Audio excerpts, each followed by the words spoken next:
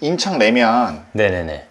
지금 2021년도에 매수를 하셨잖아요. 당시 신고가를 주고 매수를 하셨어요. 당시에 모아뒀던 현금이 네. 대략 두 분이 합쳐서 얼마 있었던 거예요? 일단은 그때 전세가 네. 2억 천에 거주하고 있었는데 2억 천의 전셋집이 있어요? 네네. 지금은 이제 한 3억 중반 되고요. 1억 4천이 올라간 거예요? 예, 2년 사이에 1억 4천 올랐죠. 와, 전셋값도 많이 올랐네요. 예. 그럼 그렇게 해서 당시 2억 천에 살고 있을 때 현금이 얼마 있었나요? 제외하고 실질적으로 그 아파트에 이제 1억 3천 정도 있었고요. 네.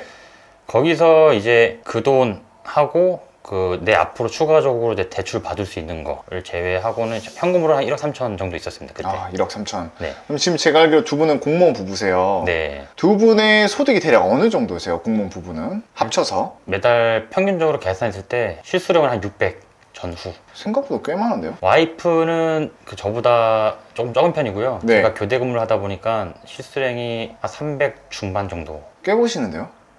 그래서 만족하고 있습니다.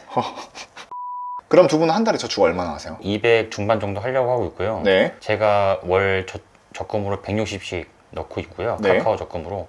와이프가 이제 나이가 어리다 보니 청년 적금 해가지고 월 50씩 해서 적금 이제 월 210씩 넣고 있습니다. 그럼 집 사기 전에는 얼마씩 모으셨었어요? 그때는 소득이 이렇게 지금보다는 넉넉지 않았습니다. 그때는 와이프가 공무원도 아니었고 그때 그래도 반 이상 저축하다 보니까 200 중후반 정도는 그 순 자산으로 저축했었습니다. 두 분 다 간호사 출신이셨잖아요. 네. 간호사를 하다가 왜 갑자기 공무원으로 넘어가셨던 거예요? 제가 먼저 공무원 넘어왔는데 네. 그 간호사로 일했을 때 원래는 제가 수간호사가 꿈이었습니다. 대학병원 응급실에서 일하면서 이게 내가 수간호사가 되더라도 그 전망이 그렇게 밝진 않겠구나 라는 생각이 든 시기가 있었어서 그 전망이라는 게 어떤 전망이라는 거죠? 한 가정의 가장이 될 건데 가장으로서 좀 당당한 모습도 보여주고 싶었는데 내가 수간호사 되더라도 저희 병원 같은 경우는 교대 근무를 하게 됐었습니다. 근데 가정을 잘 이끌려면은 어쨌든 밤에는 그래도 같이 가정에 있었으면 싶었는데 이 교대 근무를 또 나이 50대까지 돼서 할 수 있는 환경을 알게 되다 보니 평생 교대 근무 할 거면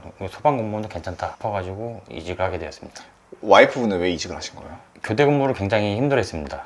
이게 불면증도 심했고 네. 이 간호사가 일하면서 식사도 거의 못 하거든요. 네. 한 달에 식사를 뭐 한 두세 번 할 정도로 식비가 얼마 안 나갑니다. 근데 어쨌든 건강에도 안 좋고 장기적으로 보면 와이프한테 너무 건강에 해가 될 것 같아서 공무원 하자. 공무원에 대해 최대한 제가 공부할 수 있게 도와줬고 공무원을 하게 되었죠. 그럼 공무원을 하게 되면 월급이 그래도 좀 줄어들지 않나요? 소득이? 와이프는 줄었고 네. 저는 과연 100만 원 정도 월 실수령 들었습니다. 아, 오히려 늘으셨어요? 네, 저 같은 경우는 들었어요. 근데 아까 우리가 인터뷰를 해서 알겠지만 이 집을 거의 영끌해서 왔잖아요. 네, 이 집을 당시 샀을 때 가격이 얼마라고 하셨죠? 5억 7,500이었습니다. 5억 7,500에 정확히 샀었고 네, 우리가 있던 현금이 1억 중반 정도 있었고요. 네, 보금자리론으로 이용해서 3억, 이자가 28%.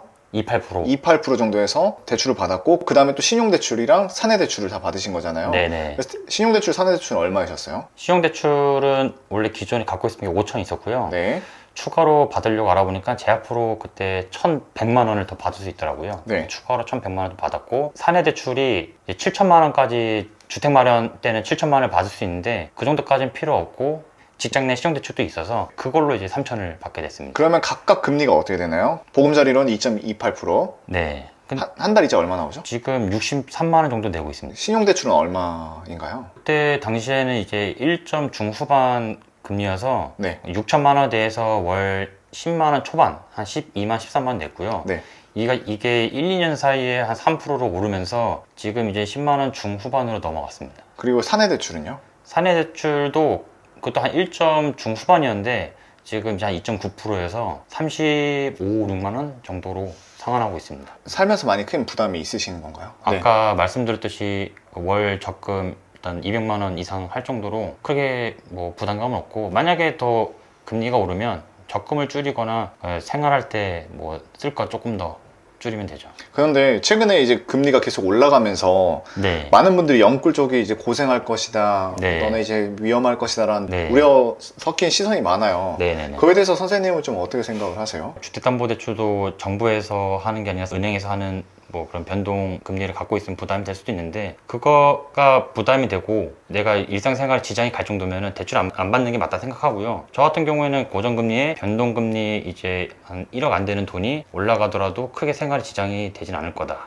이게 영끌족들이 잘 생각해야 될 게 맞벌이 같은 경우에도 맞벌이를 잘 유지만 하면은 크게 부담이 없을 거라 생각을 하거든요. 근데 지금 같은 경우에 금리에서는 부담이 조금 될 수 있을 거라 생각을 하고요. 그럼 이게 상황에 맞춰서 우리가 결정을 해야겠네요. 네네.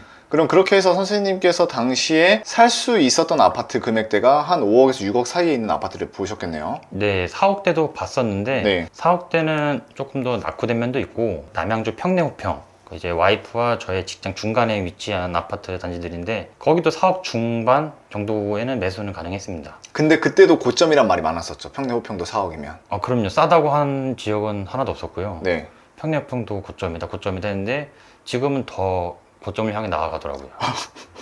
평내호평이 이제 GTSB 영향인지 그때 매수자들이 굉장히 많더라고요. 보금자리론을 쓸 수 있는 6억대 이하의 아파트에 속해 있기 때문에 네. 평내호평은 거래가 많더라고요. 그럼 선생님께서 그때 막상 봤을 때 다양한 아파트가 있었잖아요. 평내호평도 있고 여기 또 구리 내에서도 다른 아파트들이 있었을 텐데 네. 굳이 그 와중에 인천이 레미안을 선택하신 이유가 뭐예요? 뭐 구리로 봤을 때는 저기 토평 도 있었고 구리에서도 다른 인창동 아파트도 있었는데 여기서 일단 와이프의 출퇴근을 고려했을 때 추후에 23년도 말 24년도에 개통하는 8호선으로 별내역까지 이제 두 정거장이면 갈 수 있거든요. 그때 이제 와이프 출퇴근도 훨씬 더 수월해지는 면도 있고 지금 북부간선도로 바로 나가서 와이프가 이제 차로 해서 이동할 수 있는 거리도 생각보다 좀 짧아지고 해서 네. 이쪽 매수하게 되었고 제일 큰 것 중에 하나가 이제 장인 장모님이 인창동에 거주하시는 거가 컸습니다. 어디에 거주하세요? 지금 이 건너편에 한 걸어서 10분 15분의 인창주공 2단지 아파트에 거주하고 계십니다. 근데 근처에 장인어른 장모님 계시면 좀 불편하지 않을까요? 막 계속 만나야 되고 정말 내 친어머니 친아버지가 아니다 보니까 약간 불편할 수도 있을 것 같은데 그런 게 불편하진 않으셨어요?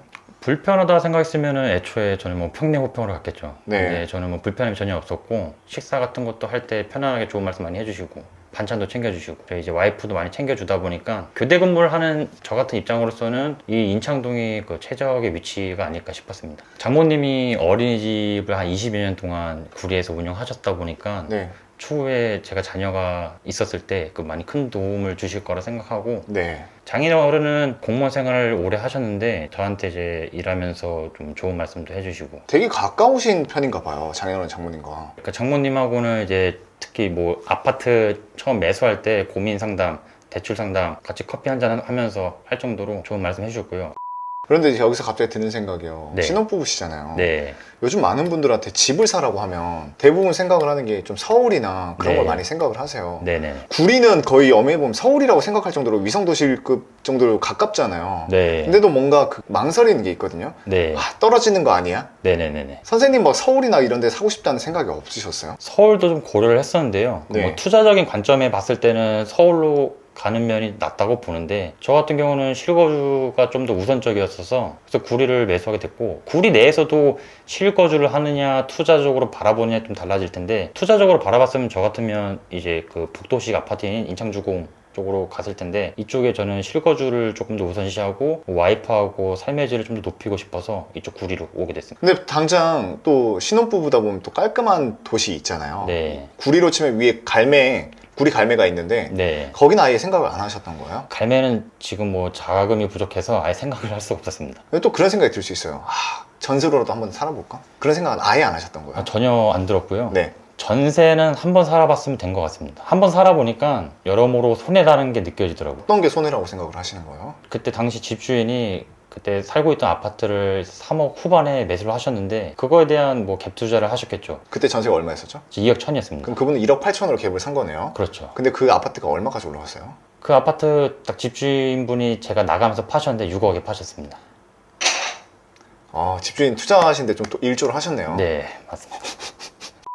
뭐 실거주와 뭐 투자적인 면을 봤을 때는 뭐 월세를 살면서 따로 집을 마련하는 방법이 있을 거고 근데 하지만 저는 뭐 투자적인 관점 말고 실거주를 조금 더 우선시 봐서 갭 투자 말고 그냥 바로 내 집을 사서 들어가자는 생각하에 이쪽으로 오게 되었죠. 그럼 지금 선생님께서 직장 생활을 하고 계심에 있어서 이렇게 집을 아직도 안 사고 계신 분들도 많이 있는 편인가요? 그럼요. 그 생각에 따라 조금 다른데 네. 조금 더 계속 그 청약을 노리시는 분도 계시고요. 근데 청약도 그 가점이 높거나 자녀분들이 있거나 어떤 그 특공에 대해서 이점이 있는 분들은 하시면 좋을 것 같은데 저 같은 경우는 당장 자녀도 없고 뭐 가점이 높은 것도 아니고 청약에 어려움이 있을 거라 생각하에 안 했고요. 근데 선생님께서는 신혼부부 특공을 이용하실 수 있잖아요. 신혼부부 특공도 이제 자녀가 있어야지 가점이 좀 더 붙고 하는데 네. 저 같은 경우는 신혼부부 특공에서 큰 이점이 없더라고요. 그런데도 끝까지 그걸 포기하지 않고 하는 분들도 있잖아요. 그래서 제가 가끔 유튜브나 이런데 그거 기다릴 바에 다른 집이라도 사십시오 하면 저와 다른 생각을 가진 분들은 유일하게 한 번에 있는 그 특공 기회를 버리냐 막 하면서 저를 엄청 비난을 하시는데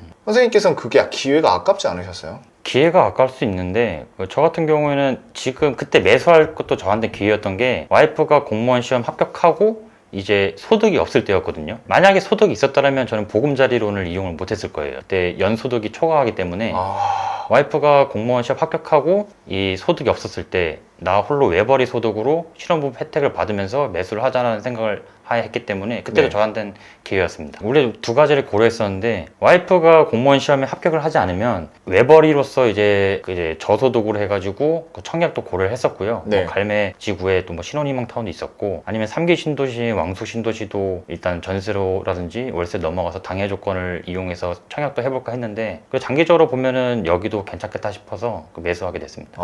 진짜 전략적으로 접근을 잘 하시네요.